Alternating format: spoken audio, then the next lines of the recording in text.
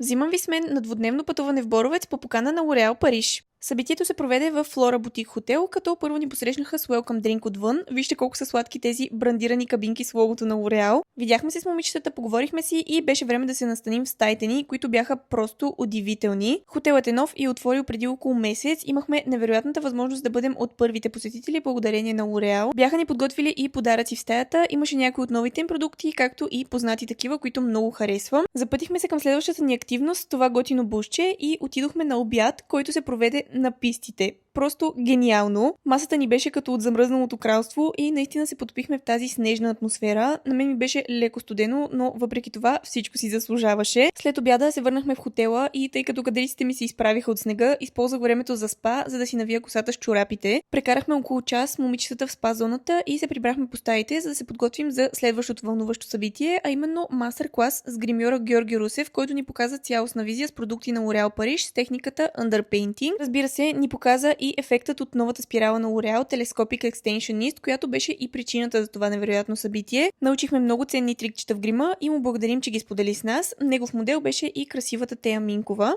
След мастер-класа се отправихме към ресторанта на хотела, където ни очакваше една красиво подредена маса и 4-степенно меню. Сервираха ни и различни видове хлебчета. За първи път пробвах омар, а основното беше телешко. Десертът също беше много впечатляващ и беше под формата на спирала. Храната беше невероятна, както и всичко останало в хотела. Завършихме вечерта с пижамено парти, квиз в стил L'Oréal, пуканки и епизод на Емили в Париж. Благодаря на L'Oréal за поканата и невероятното изживяване. Всичко беше перфектно и изпипано до последния детайл. Надявам се да съм успяла да предам своята емоция и на вас. Благодаря ви, че гледахте и до скоро!